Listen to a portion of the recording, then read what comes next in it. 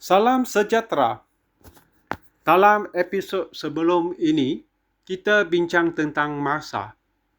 Hari ini, kita bincang tentang sesuatu yang lebih halus. Ramai orang percaya bahawa kesihatan datang daripada produk. Ambil yang mahal, ambil yang viral, ambil yang trending, dan harap hasil berubah. Tetapi hari ini, kita betulkan satu prinsip asas. Produk boleh ditukar. Sistem menentukan hasil. Bahagian 1. Produk itu alat. Produk hanyalah alat. Sama seperti baja di kebun. Jika sistem saliran rosak, baja terbaik pun tidak membantu. Jika jadual penjagaan tidak konsisten, hasil tentu merosot. Masalahnya bukan baja. Masalahnya sistem. Begitu juga badan. Suplemen, ubat, vitamin, semuanya alat. Tetapi alat tanpa sistem tidak memberi kestabilan. Bahagian kedua. Kenapa ramai lompat-lompat? Mari kita jujur. Ramai orang pernah cuba suplemen A, berhenti. Cuba suplemen B, berhenti. Tukar ke jenama lain. Kenapa ia berlaku? Kerana mereka mencari produk yang magic. Mereka tidak membina sistem harian. Dan tanpa sistem harian, tiada produk boleh memberi hasil konsisten. Bahagian ketiga. Masalah sebenar bukan produk. Mari kita lihat lebih dalam. Bila seseorang lompat-lompat produk, apa sebenarnya berlaku? Yang pertama, tiada waktu tetap pengambilan. Kedua, tiada pemantauan kesihatan. Ketiga, tiada perubahan gaya hidup asas. Keempat, tiada penapisan makanan merosakkan. Kelima, tiada jangka masa panjang. Mereka tukar alat tanpa tukar struktur. Dan bila hasil tidak konsisten, mereka salahkan alat. Bahagian keempat. Sistem yang menentukan hasil. Sistem kesihatan sebenar ada beberapa komponen. Ritma harian tetap. Penapisan makanan. Pengurangan gula dan ultra proses.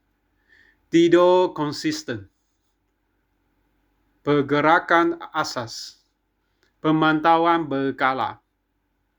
Produk hanya menyokong sistem. Produk tidak menggantikan sistem. Jika sistem lemah, produk jadi eksperimen. Jika sistem kuat, produk jadi penguat. Realiti pasaran. Pasaran suka jual produk. Kerana produk boleh dibungkus.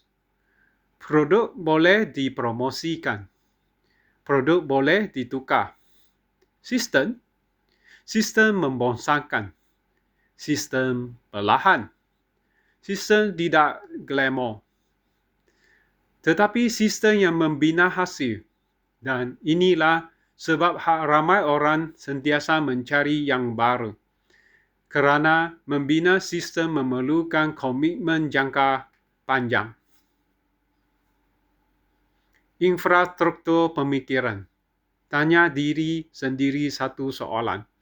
Adakah saya sedang membina sistem? Atau sedang mencari produk yang menyelamatkan saya?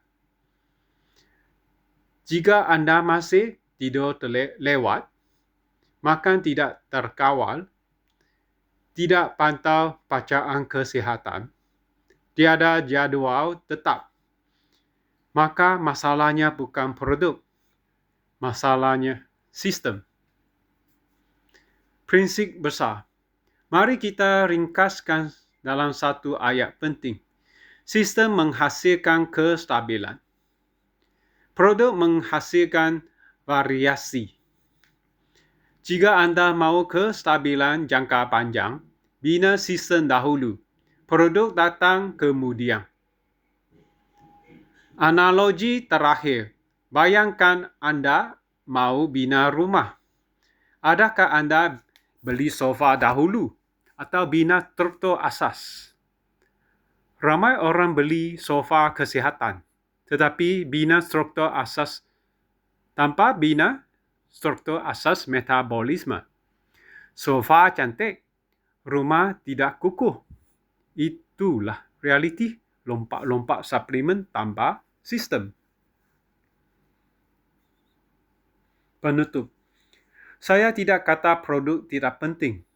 Saya kata produk bukan asas. Asas adalah struktur, ritma, penapisan massa. Produk boleh ditukar, tetapi jika sistem kuat, hasil tetap stabil walaupun produk berubah. Jumpa anda dalam episod ke-7. Kesihatan adalah pelaburan keluarga. Salam sejahtera.